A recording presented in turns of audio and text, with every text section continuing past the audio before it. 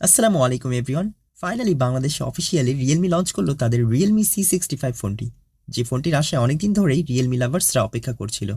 ফোনটি দুটি ভার্সনে বাজারে এসেছে, একটি 8 জিবি র্যামের সাথে 128 জিবি রম এবং অন্যটি 8 জিবি র্যামের সাথে 256 জিবি রম।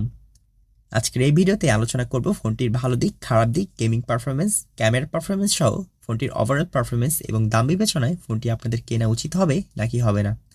তো চলুন আর কথা না বাড়িয়ে ভিডিওতে একটি লাইক এবং চ্যানেলটি সাবস্ক্রাইব করে মূল ভিডিওটি শুরু করা যাক। শুরুতেই ফোনটির আনবক্সিং করা যাক। ফোনটিতে থাকছে important info booklet including the warranty card এবং সাথে থাকছে একটি protect case, sim card needle, 45 watt fast charger, USB type C cable এবং ফাইনালি রিয়েলমি C65 ফোনটি। এই ফোনটি দুটি কালারে বাজারে এসেছে, একটি স্টারলাইট পার্পল এবং অন্যটি স্টারলাইট ব্ল্যাক। এই ফোনটির ডিজাইন এবং আউটলুকের কথা বলতে গেলে ফোনটি পলিকার্বনেটের তৈরি এবং এর রেয়ার প্যানেলে দেওয়া হয়েছে গ্লিটারিং ফিনিশিং, যার ফলে ফোনটি নিয়ে আউটডোরে গেলে ফোনের ওপর যখন সানলাইট পড়ে তখন এটি চকচক করতে থাকে। ফোনটির পিছনে 3টি ক্যামেরা আছে ঠিকই, কিন্তু এটিতে মূলত রয়েছে ডুয়াল ক্যামেরা সেটআপ, যেখানে এর মেইন ক্যামেরা 50 মেগাপিক্সেলের এবং সাথে এটি IP54 সার্টিফিকেশন প্রাপ্ত, অর্থাৎ টুকটাক ধুলাবালি বা পানির ছিটাফোটা পড়লে এই ফোনটি হজম করতে সক্ষম। ফোনটিতে রয়েছে 6.67 ইঞ্চ ডিসপ্লে। ফোনটির লেন্থ 164.6 মিলিমিটার, উইডথ হচ্ছে 76.1 মিলিমিটার, ডেপথ হচ্ছে 7.6 মিলিমিটার এবং ওয়েট হচ্ছে অনলি 185 গ্রাম। রিয়েলমি মূলত ফোনটিকে যথেষ্ট লাইট এবং স্লিম রাখার চেষ্টা করেছে, বিধায় এর ওয়েট এবং ডেপথ অনেকটাই কম রেখেছে। তবে ভালো ব্যাপার হচ্ছে ফোনটিতে পোর্টস অ্যান্ড বাটন হিসেবে সব বাটনই পাওয়া যাবে। 3.5 millimetre headset jack, type C port, C card slot, you will find everything here. Anyway, let's talk about the pros and cons of this phone. শুরুতে এর ভালো দিকগুলো বা প্রস নিয়ে কথা বলা যাক। ফোনটিতে ব্যবহার করা হয়েছে 500 নিটস, যার ফলে আপনি লোয়েস্ট ব্রাইটনেস পাবেন। আপনি চাইলে রাতের বেলা খুব কম ব্রাইটনেসেও ফোনটি ইউজ করতে পারবেন। তাছাড়া ফোনটিতে আরও একটি যে সুবিধা দেওয়া হয়েছে সেটা হচ্ছে মাল্টিটাস্কিং সার্ভিস। ফোনটি মাল্টিটাস্কিংয়েও বেশ ভালো রেজাল্ট দেয়, একই সময়ে অনেকগুলো অ্যাপসে কাজ করতে পারবেন।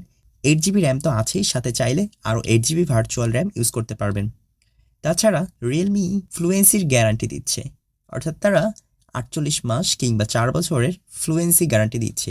তারা বলছে ফোনটিতে যেরকম শুরুতে স্মুথনেস থাকবে, ঠিকভাবে তারা 4 বছর পরও সেম ফ্লুয়েন্সি কিংবা স্মুথনেস দিয়ে যাবে। যাই হোক, দেখা যাক তাদের গ্যারান্টিটা কতটা কাজে দেয়। যদি এটা আসলেই কাজে দেয় তাহলে এটা সত্যিই প্রশংসার দাবিদার। এছাড়াও ফোনটিতে রয়েছে 90 হার্জের রিফ্রেশ রেট, সাথে থাকছে 5000 মিলিওয়াটের একটি হেভি ব্যাটারি, 45 ওয়াটের ফাস্ট চার্জার এবং 50 megapixel primary camera on the rear. তাছাড়াও ফোনটিতে আরেকটি যে সুবিধা রয়েছে সেটা হচ্ছে NFC enabled device and fingerprint unlock. তো এই ছিল ফোনটির প্রস কিংবা সুবিধাগুলো। তাহলে চলুন এবার কথা বলা যাক ফোনটির কনস কিংবা অসুবিধাগুলো নিয়ে। ফোনটির কনস কিংবা অসুবিধাগুলো নিয়ে কথা বলতে গেলে প্রথমে বলতে হয় যে ফোনটির কনসগুলো দুঃখজনকভাবে আসলে মেইন জিনিসগুলো দিয়ে ভরা, যেটা আসলে ফোনটার ওভারঅল পারফরমেন্সের উপর প্রভাব ফেলে। যেমন ফোনটিতে শুরুতেই রয়েছে HD+ রেজুলেশন। এখনকার সময় HD+ রেজুলেশনে 20,000 টাকা কিংবা 24,000 টাকার ফোনে এটা আসলে মানানসই হয় না। এই ডিসপ্লে রেজুলেশনে ব্যবহৃত হয়েছে অনলি 720 1604 পিক্সেলস, যেটা মূলত ব্যবহারকারীদের জন্য মোটেও সুইটেবল নয়, বিশেষ করে ওই সকল ব্যবহারকারীদের জন্য যারা প্রেফার করে একটু শার্পার ভিজুয়ালস। পাশাপাশি ফোনটি প্রসেসরের দিক দিয়েও পিছিয়ে রয়েছে। এতে ব্যবহার করা হয়েছে মিডিয়াটেকের হেলিও G85, যা মূলত বেশ পুরনো একটি প্রসেসর। বর্তমান সময়ে এত আপডেট প্রসেসরের ভিড়ে কিংবা চিপসেটের ভিড়ে মিডিয়াটেকের হেলিও G85 প্রসেসর সত্যি বলতেই পিছিয়ে রয়েছে। তাছাড়া এই প্রসেসরের আরেকটি যে অসুবিধা রয়েছে সেটি হলো গরম কিংবা হিট হয়ে যাওয়া। মাঝে মধ্যেই দেখবেন হেভি টাস্ক করতে গেলে ফোনটি গরম হয়ে গিয়েছে।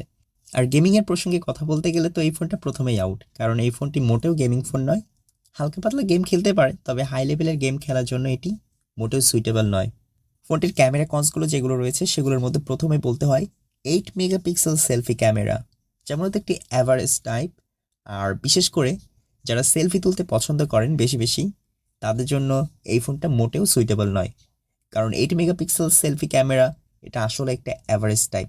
তাছাড়া এই ফোনে যে ক্যামেরা রেজুলেশন ব্যবহার করা হয়েছে সেটা লো লাইটে খুবই স্ট্রাগল করবে। ফোনটি দিয়ে তোলা কিছু ছবি এবং একটি ভিডিও ক্লিপ দেখাচ্ছি, আপনারা নিজেরাই অনুমান করুন এই ফোনটির ক্যামেরা পারফরমেন্স কেমন হতে যাচ্ছে। তাছাড়া এই ফোনটিতে আরও একটি যে কনস রয়েছে সেটা হচ্ছে এতে 5G সাপোর্ট করবে না। বাজে যে ব্যাপারটা লাগে সেটা হচ্ছে প্রি ইনস্টলড অ্যাপস। অযথাই দেখবেন অনেক প্রি ইনস্টলড অ্যাপ ফোনটিতে, যেগুলো আসলেই দরকার নেই। এটা আসলেই সত্যিকার অর্থে খুবই বিরক্তিকর ব্যাপার। আর যে সবচেয়ে আসল কথাটা বলতে রয়ে গিয়েছে সেটা হচ্ছে এই ফোনের প্রাইস। ফোনটির 8GB 128 সেটার দাম হচ্ছে 19,999 টাকা, এবং এর 8GB 256GB যেটা, সেটার প্রাইস হচ্ছে 23,999 টাকা। মূলত এই দুটি ফোন এই পারফরমেন্সে কিংবা এই স্পেসিফিকেশনে দামটা আসলেই অনেক বেশি।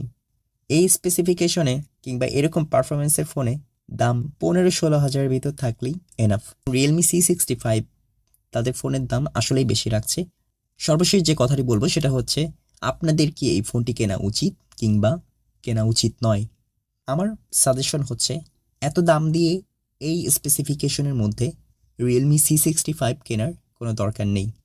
এটা আমার মতামত, আমি কিনবো না। তবে আপনারা যদি একান্তই কিনতে চান তবে এটার 128GBটা কিনতে পারেন। তবে আমি বলবো এটা না কেনাই ভালো। It's not worthy, it doesn't give value for money. এই ফোনটা কেনা আসলেই ভ্যালুয়েবল হবে না। এনিওয়ে, আজকের মতো এখানে শেষ করছি। যদি আপনাদের ভিডিওটি ভালো লেগে থাকে তবে অবশ্যই ভিডিওটিতে লাইক দিয়ে এবং আমাদের চ্যানেলকে সাবস্ক্রাইব করে আমাদের পাশেই থাকুন।